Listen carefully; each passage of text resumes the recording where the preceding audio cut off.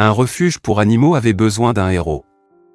Ce qu'ils ont eu, c'est Cléo, un lynx roux dont le talent pour le vol était sur le point de causer leur plus grand désastre, ou leur plus grand miracle. Le soleil se levait. C'était un cercle orange vif au-dessus des pins.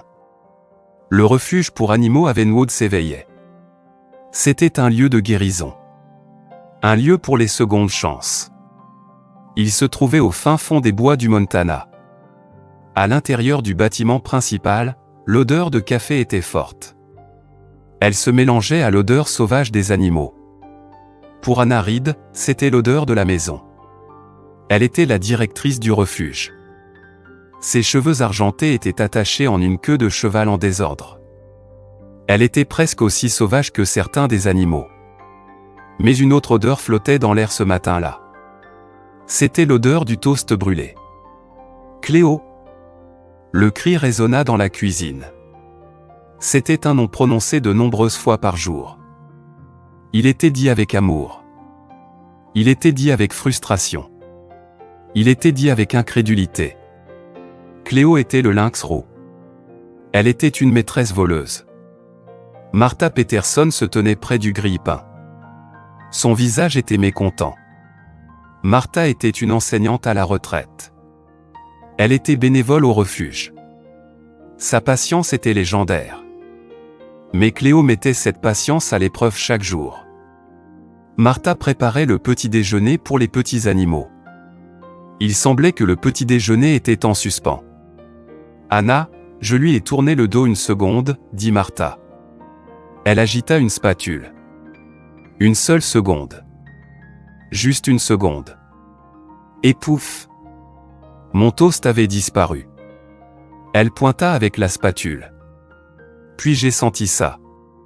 Dans le coin de la cuisine, un petit lynx roux s'affairait. Sa fourrure était de la couleur du sable. Ses oreilles avaient des touffes noires aux extrémités. Ses yeux étaient comme de l'or fondu. Elle essayait de pousser un morceau de toast noirci sous un tas de choses. Le tas comprenait un gant de jardinage, une pomme à moitié mangée et une décoration de Noël scintillante. On était en mai. C'était Cléo. Elle était la Houdini des élastiques à cheveux. Elle était la voleuse de toast. Elle était la bandite de tout ce qui n'était pas cloué. L'histoire de Cléo était triste. Elle avait été trouvée alors qu'elle n'était qu'un tout petit chaton. Elle était près d'une autoroute. Sa patte arrière était gravement blessée. Un vétérinaire pensait qu'une voiture l'avait heurtée. Ses chances n'étaient pas bonnes. Anna et son équipe ont travaillé pendant des semaines. Ils lui ont donné des médicaments. Ils ont réalisé une opération délicate. Ils l'ont nourri jour et nuit. Ils lui ont sauvé la vie. La patte a guéri, mais elle lui a laissé une légère claudication. Elle ne pouvait pas chasser avec la vitesse dont un lynx roux sauvage a besoin. Elle était trop sauvage pour une maison. Elle était trop habituée aux gens pour la nature sauvage profonde. Cléo est donc devenue une résidente permanente. Elle était magnifique. Elle était frustrante. Elle était infiniment divertissante. Le refuge avait un grand enclos extérieur sécurisé pour elle. Elle pouvait grimper aux arbres et chasser les insectes. Elle pouvait être un chat sauvage. Mais elle passait aussi du temps à l'intérieur du bâtiment principal. Y compris la cuisine. Pour Cléo, la cuisine était son terrain de chasse préféré. « Est-ce qu'elle construit un autre nid ?» demanda Anna. Un petit sourire se dessina sur son visage. Elle se dirigea vers le coin. Cléo la vit arriver. Elle laissa échapper un grognement sourd. Ses yeux dorés étaient possessifs. Le toast brûlé était clairement un grand prix. Elle le glissa en sécurité sous le gant. « C'est sa cachette au trésor », soupira Léo Martinez. Il était l'homme à tout faire du refuge. Il entra en s'essuyant les mains sur un chiffon.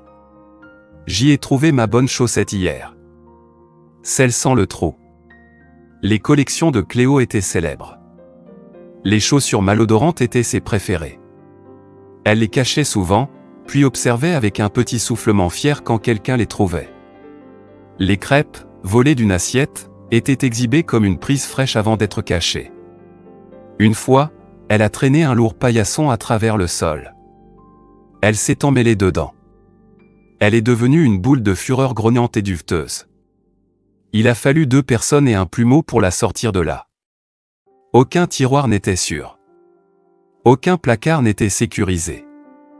Cléo avait appris à utiliser ses pattes agiles. Elle pouvait les accrocher autour des poignets et tirer. Elle pouvait ouvrir des récipients en plastique comme un perceur de coffre-fort professionnel. Les poubelles n'étaient pas des obstacles. C'étaient des invitations. Elle créait souvent une tempête de marques de café et d'épluchures de pommes de terre. Puis elle s'asseyait au milieu du désordre, nettoyant calmement sa pâte. Le grand vol des saucisses était une histoire célèbre. Un vieux donateur avait apporté une chaîne de saucisses de venaison faites maison. Il les a posées sur le comptoir.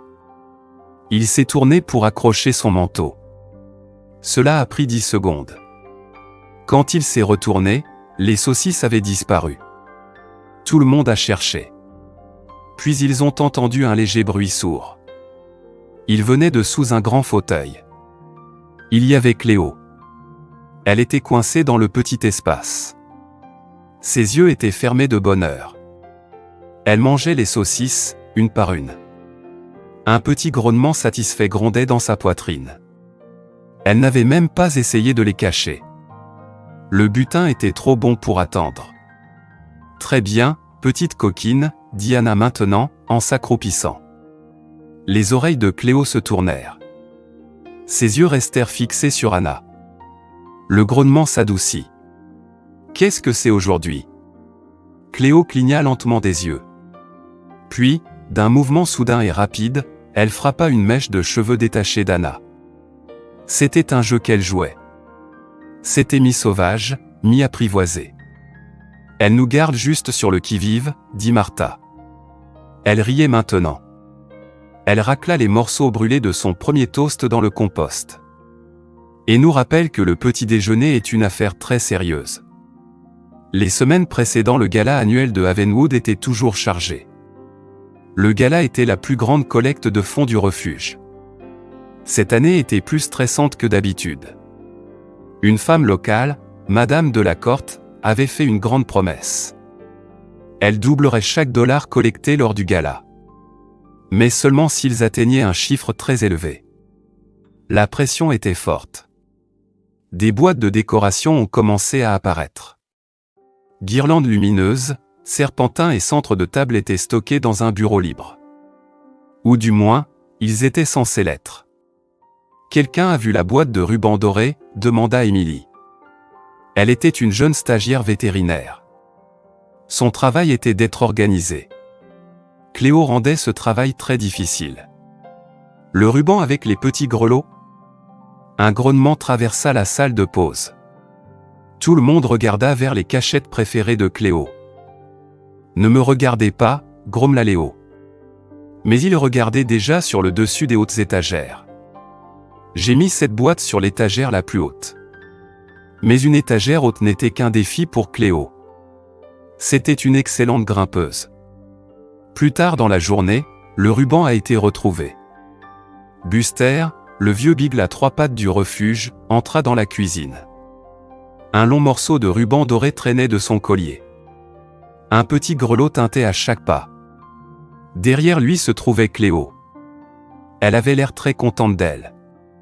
Elle avait clairement joué avec le ruban. Buster, qui était très patient, avait traversé son jeu. Oh, pour l'amour du ciel, Cléo, dit Émilie. Elle était à moitié en train de rire, à moitié en train de pleurer. Buster n'est pas un sapin de Noël. Cléo cligna simplement des yeux. Elle se frotta contre la bonne patte de Buster.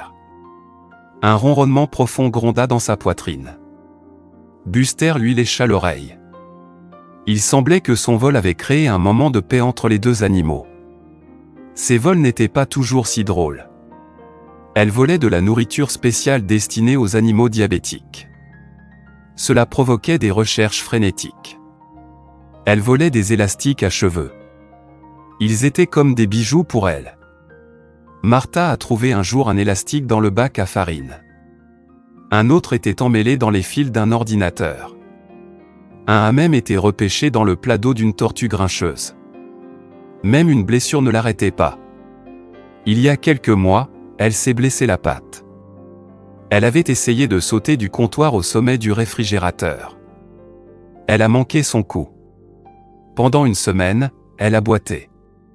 Son esprit sauvage semblait plus calme.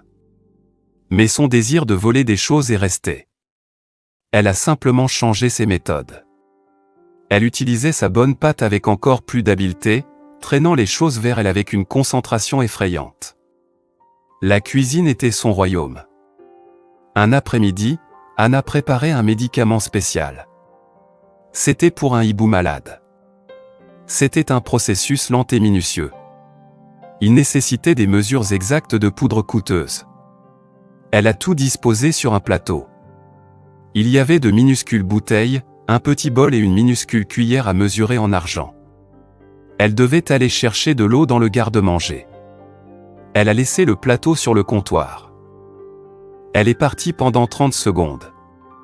Quand elle est revenue, le plateau était toujours là. Mais la minuscule et brillante cuillère en argent avait disparu. Anna soupira. Elle savait qui était la voleuse. Elle regarda autour de la cuisine.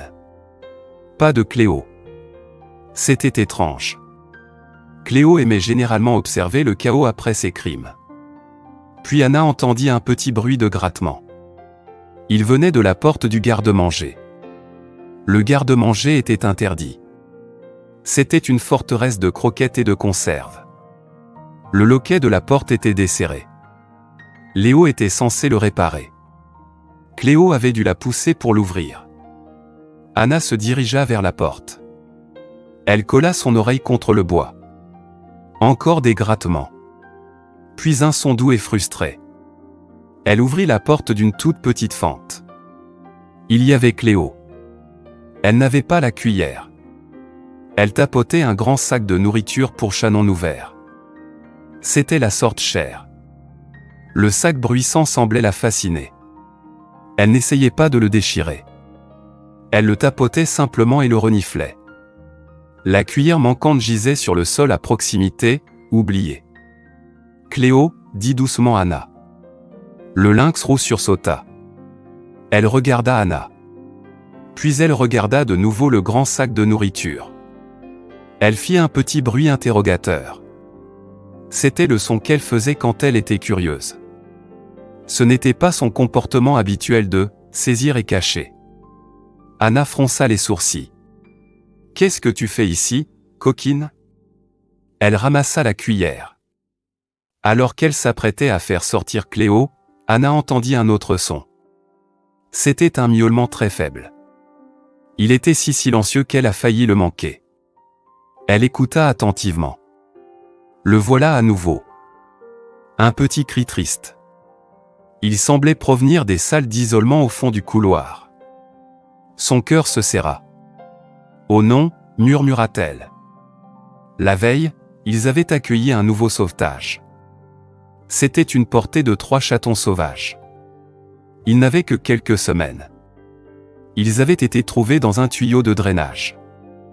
Ils étaient faibles et effrayés. L'un d'eux, le plus petit, n'allait pas bien. Ils étaient dans une pièce calme et chaude pour les garder en sécurité et calme. Émilie était censée les vérifier bientôt. Mais Anna ressentit une inquiétude soudaine. Cléo avait perdu tout intérêt pour le sac de nourriture. Elle se frotta contre les jambes d'Anna en ronronnant. Puis elle regarda dans le couloir, vers les salles d'isolement. Ses oreilles étaient alertes. Anna oublia sa colère. Elle s'inquiétait pour les chatons. « Allons vérifier, Cléo, dit-elle. » À mesure qu'ils se rapprochaient de la pièce calme, les miaulements devinrent plus clairs. Anna poussa doucement la porte. À l'intérieur, 2 des chatons dormaient dans une caisse douce. Le troisième, le tout petit avorton, était couché sur le côté. Ses cris étaient faibles. Il avait l'air pire que la veille. Cléo, qui avait suivi Anna, devint très immobile. Ses oreilles étaient en avant. Son nez se contracta. Elle émit un cri doux et bas. C'était un son qu'Anna entendait rarement. Ce n'était pas un grognement. Ce n'était pas un son enjoué. C'était quelque chose de différent. Anna posa soigneusement la cuillère. Elle se concentra sur le chaton malade. Cléo ne s'est pas enfuie. Elle n'a pas causé de problème. Elle marcha lentement vers la caisse. Elle renifla l'air. Son corps était bas sur le sol. Elle se déplaçait comme un chasseur. Mais elle n'était pas menaçante. Elle semblait curieuse. Elle atteignit la caisse. Elle regarda à travers les barreaux. Les deux chatons en meilleure santé lui sifflèrent dessus. Cléo les ignora. Ses yeux étaient fixés sur le petit avorton faible. Elle s'assit parfaitement immobile. Elle se contenta de regarder. Puis elle fit quelque chose qui surprit Anna. Cléo se mit à ronronner. Ce n'était pas le ronronnement qu'elle utilisait pour garder ses objets volés. C'était un son profond et grondant. Le petit avorton, qui n'avait pas bougé depuis une heure, tressaillit de l'oreille. Sa petite tête se souleva un tout petit peu. Cléo tendit alors une patte vers les barreaux. Ses griffes n'étaient pas sorties. Elle n'essaya pas d'attraper quoi que ce soit. Elle posa simplement sa patte près du minuscule chaton. Anna regardait, le cœur serré. Non pas parce que Cléo était méchante, mais parce que cette petite voleuse était si douce. Cet animal sauvage montrait une attention silencieuse qui toucha profondément Anna. Plus tard, Anna y réfléchit. L'intérêt de Cléo pour le sac de nourriture spéciale. Sa présence dans le garde-manger quand Anna a entendu les cris. Était-ce une coïncidence? Ou l'odeur des chatons malades l'avait-elle attirée là? Anna ne pouvait en être sûre. Mais le timing semblait important. Au cours des jours suivants, Anna laissa Cléo entrer dans la pièce avec les chatons. Elle était toujours surveillée. Cléo se couchait souvent près de la caisse. Parfois, elle ronronnait. Parfois, elle regardait simplement avec ses yeux dorés intenses. L'avorton, qu'Émilie avait nommé Pipe, commença à aller mieux. Il mangeait sa nourriture. Ses cris devinrent plus forts. Anna ne pouvait pas prouver que la présence de Cléo avait aidé. Mais elle sentait que c'était le cas. La cuillère à mesurer en argent a été retrouvée une semaine plus tard. Elle était à l'intérieur d'une des bottes de Léo. Elle était avec 3 capsules de bouteille et un os de poulet propre. Cléo était simplement passée à d'autres trésors. Le gala approchait. Le refuge était un tourbillon de chaos organisé. Madame de la Corte venait pour une visite avant la grande soirée. C'était une femme forte qui aimait les animaux. Elle avait tout entendu sur Cléo. Et elle était très excitée de la rencontrer. « Ok, les gens », dit Anna lors d'une réunion. C'était 3 jours avant le gala. L'opération Occuper Cléo est en vigueur. Je ne veux pas qu'elle vole le sac à main de Madame de la Corte. Tout le monde rit. Léo, tu es de service de distraction, dit Anna. Jouet, plumeau, pointeur laser. Léo sourit. Considérez que c'est fait. La petite hors-la-loi et moi avons une entente. Le jour de la visite était clair et ensoleillé. Le refuge était propre et poli. Tout le monde était nerveux. Cléo avait commencé sa journée en essayant de voler un beignet en poudre de la main de Martha. Elle s'est retrouvée avec une pincée de sucre en poudre sur le nez. Elle ressemblait à un minuscule boulanger en colère. Anna expliquait leur travail avec les aigles blessés. Madame de la Corte, dont les diamants brillaient de 1000 feux, fit une pause. Et ceci, j'imagine, dit-elle, la voix pleine d'amusement, est le territoire principal de la tristement célèbre Cléo. Elle se tenait à la porte de la cuisine. En effet, dit Anna. Bien que Léo soit actuellement en train de mener des manœuvres de diversion tactique. Juste à ce moment, un joyeux soufflement provint de la cuisine. Léo apparut un instant plus tard. Il avait l'air un peu en désordre mais heureux. Une souris en herbe à chat coloré pendait de ses doigts. Elle se bat avec Monsieur Squeaky, rapporta Théil. Ça devrait nous acheter au moins 10 minutes. Madame de la Corte rit. C'était un rire fort et joyeux. Oh, je dois absolument rencontrer ce petit personnage. Sa réputation est célèbre. Anna était nerveuse. Mais elle ne pouvait pas dire non. D'accord. Mais soyez prévenus. Elle adore les choses brillantes. Et les sacs à main. Madame de la Corte se contenta de sourire. Elle serra un peu plus fort son sac à main en cuir coûteux. Ses yeux étaient pleins d'excitation. Elles trouvèrent Cléo dans son enclos extérieur. Elle se reposait sur une branche basse d'un pin. Elle se léchait la patte. Elle ressemblait à une image de pure innocence. Puis elle vit la broche de Madame de la Corte. Elle était grande et couverte de diamants. La tête de Cléo se redressa brusquement. Ses oreilles se dressèrent. Ses yeux dorés, habituellement pleins de malice, s'écarquillèrent. Ils étaient fixés sur le bijou étincelant. Pour Cléo, c'était un nouveau trésor magnifique. C'était mieux que n'importe quelle chaussette, n'importe quelle saucisse, n'importe quelle décoration brillante. « Oh mon Dieu !» murmura Madame de la Corte. Elle vit où le lynx roux regardait. Elle a des goûts de luxe. Avant que quiconque puisse bouger, Cléo se lança de la branche. Ce n'était pas une attaque. C'était trop rapide, trop parfait. Un instant, elle était sur l'arbre. L'instant d'après, elle n'était qu'un flou de fourrure. Elle atterrit légèrement sur l'herbe. Puis elle fit un saut gracieux. Le cœur d'Anna fit un bond. Cléo, non. Mais il était trop tard. D'un coup de patte, si rapide qu'il était presque invisible, Cléo frappa la broche. Ses griffes n'ont pas attrapé l'ensemble. Mais elles ont attrapé une petite breloque en perles qui pendait du bas. Elle s'est détachée avec un léger clic. Elle atterrit silencieusement. La minuscule perle était dans sa bouche. Et puis elle avait disparu. Elle courut vers les buissons à l'extrémité de son enclos. Un petit soufflement fier résonna derrière elle. Nouveau trésor acquis. Il y eut un silence. Madame de la Corte regardait fixement. Sa main se porta à sa broche maintenant légèrement moins brillante. Léo avait l'air horrifié. Martha haleta. Anna ferma les yeux.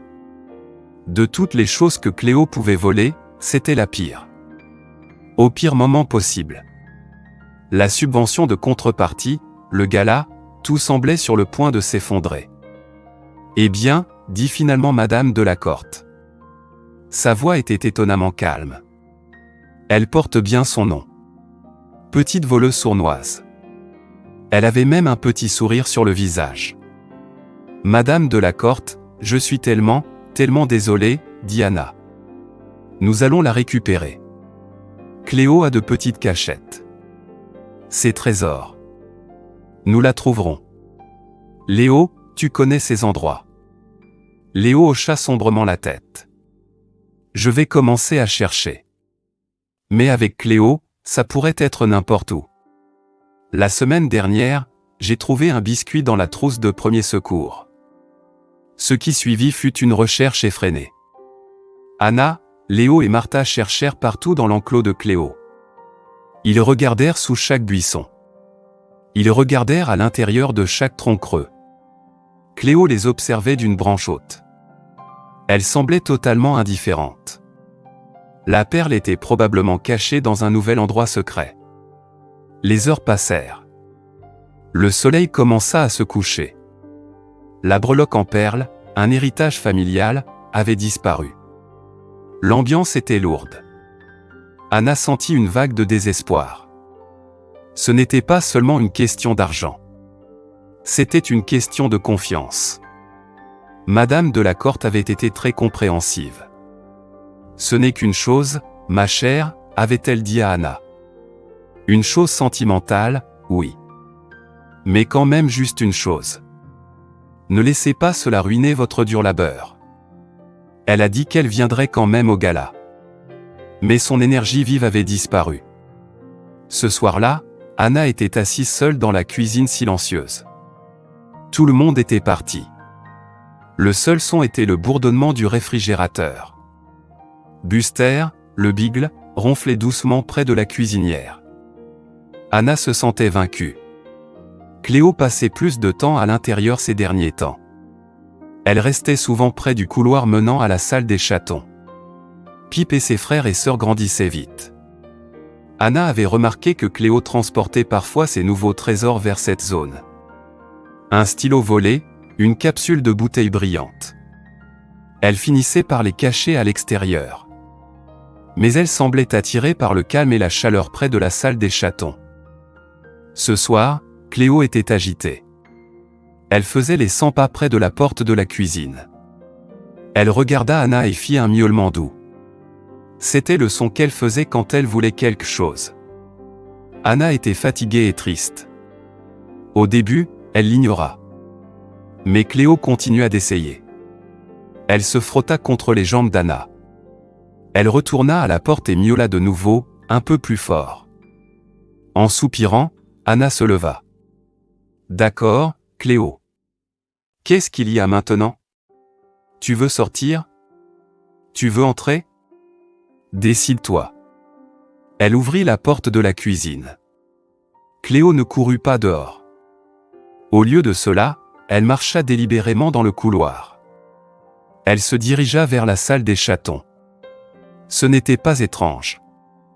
Anna l'avait déjà vu faire. Anna la suivit. Cléo s'arrêta à la porte de la salle des chatons. Elle était entr'ouverte. Elle la poussa avec sa tête et se glissa à l'intérieur. Les chatons dormaient dans leur caisse. Cléo n'alla pas à la caisse. Elle alla dans un coin sombre de la pièce. C'était derrière une pile de couvertures. C'était un endroit calme et caché. Cléo renifla le sol. Puis elle s'assit et regarda l'endroit. La curiosité d'Anna grandit. Elle se demandait si Cléo avait caché quelque chose là.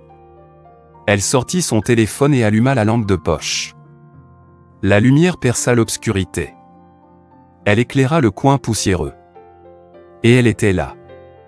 Elle était nichée sur un petit tas de feuilles séchées, une des chaussettes de Léo et une seule plume. C'était un nid typique de Cléo. Et au milieu se trouvait la breloque en perles de Madame de la Corte. Elle n'était pas exposée comme un trophée. Elle faisait simplement partie de la collection désordonnée. Et blotti à proximité se trouvait Pip. Il avait quitté ses frères et sœurs dans la caisse. Il se reposait à quelques centimètres de la collection de Cléo. Il bougea, cligna des yeux à la lumière, puis se blottit plus profondément dans son lit douillet. Anna regardait, bouche bée. Elle était sans voix. Cléo n'avait pas donné la perle à Pip. Ce n'est pas comme ça que pense un lynx roux. Ce coin était devenu l'une des nouvelles cachettes de Cléo. Et Pip, à sa manière de chaton, avait aussi décidé que ce coin tranquille était un bon endroit. La perle était là parce que Cléo l'Y avait laissée. Mais la vue de l'héritage perdu, si près du petit chaton, toucha le cœur d'Anna. Cléo regarda Anna. Elle cligna lentement des yeux. Elle semblait se demander de quoi il retournait. Ce n'était qu'un de ces endroits. C'était juste quelques-unes de ses affaires. « Oh, Cléo » murmura Anna. Sa voix était pleine d'émotion. « Toi, créature absolument déroutante, incroyable. » La logique était purement celle d'un lynx roux. Une bonne chose brillante. Un bon endroit sûr. La partie réconfortante était la scène magnifique et accidentelle. Doucement, Anna ramassa la breloque en perles. Pip resta endormi. Cléo la regarda. Sa queue eut un petit soubresaut. Elle ne grogna pas. Elle n'essaya pas de la reprendre. Ce n'était qu'une des nombreuses choses intéressantes qui passaient entre ses pattes. Le lendemain matin, Anna appela Madame de la Corte. « Éléanore, dit-elle, j'ai des nouvelles incroyables concernant votre breloque en perles. » Le gala avait lieu ce soir-là. Quand Madame de la Corte arriva, Anna l'accueillit à la porte. Elle tenait une petite boîte en velours. Cléo l'avait, expliqua Anna. Un sourire jouait sur ses lèvres. Elle raconta l'histoire de la découverte dans la salle des chatons. Le nid désordonné, la perle et Pip dormant paisiblement à proximité. Il semble que ce coin soit l'un des nouveaux endroits préférés de Cléo. Et Pip le trouve réconfortant aussi. La perle était juste là. Madame Delacorte écouta. Son expression passa d'un intérêt poli à une surprise écarquillée. Puis, un sourire chaleureux et complice se répandit sur son visage. Elle prit la boîte et l'ouvrit. La breloque en perles brillait doucement. Ce petit lynx roux, dit Madame Delacorte en secouant la tête. Un petit rire s'échappa de ses lèvres. Elle n'est pas seulement une voleuse, Anna. Elle est la raison des découvertes les plus étranges et merveilleuses. Elle fit une pause. Puis elle regarda Anna, les yeux pétillants. Dites-moi, comment va le petit Pip maintenant? Et sa bienfaitrice accidentelle, Cléo? Ce soir-là, pendant son discours, Madame Delacorte raconta l'histoire de Cléo et de la perle. Le public était captivé. Il y eut des rires et des sons de « Ah oh !» L'histoire du lynx roux voleur qui a accidentellement aidé à retrouver un héritage perdu fut le clou de la soirée. Après avoir raconté l'histoire, elle annonça son don. À la surprise et à la joie de tous, elle l'avait considérablement augmenté. Cléo ne savait rien de sa nouvelle renommée. Elle était probablement dans son enclos, rêvant de son prochain grand vol. La vie à Havenwood reprit son cours normal. Un normal plein de chaos joyeux. Cléo continua d'être la plus petite voleuse sournoise du Montana. Elle volait toujours des chaussures. Mais Martha les vérifiait maintenant pour des surprises avant de les mettre. Elle pillait toujours la cuisine. Mais Anna regardait maintenant ses crimes avec une nouvelle tendresse. Elle se demandait toujours où les derniers trésors de Cléo pourraient finir. Le refuge était en sécurité, grâce à la légende de Cléo. Les visiteurs demandaient à voir le célèbre lynx roux. Ils espéraient voir la voleuse dont les manières sauvages menaient parfois aux résultats les plus réconfortants et accidentels. Quelques semaines après le gala, Anna passa devant la salle des chatons. Pip et ses frères et sœurs étaient en bonne santé et joueurs. Ils étaient prêts pour un enclos plus grand. Elle jeta un coup d'œil. Cléo était dans le couloir. Elle observait les chatons à distance. Pip, toujours le plus audacieux, tapait sur une poussière. Leurs chemins s'étaient croisés d'une manière spéciale. C'était un rappel de combien la vie pouvait être surprenante. Tout cela grâce à un petit lynx roux sournois qui voulait tout ce qui n'était pas attaché. De temps en temps, Anna trouvait une pierre lisse ou une feuille intéressante cachée dans un endroit étrange. Et elle souriait. Elle savait que Cléo était toujours là, organisant son monde, un cadeau particulier et volé à la fois. Le mystère de ses choix resterait toujours. Mais la chaleur et les rires qu'elle apportait étaient un cadeau pour eux tous. Il suffisait de vérifier ses poches. Et ses chaussures. Très, très soigneusement.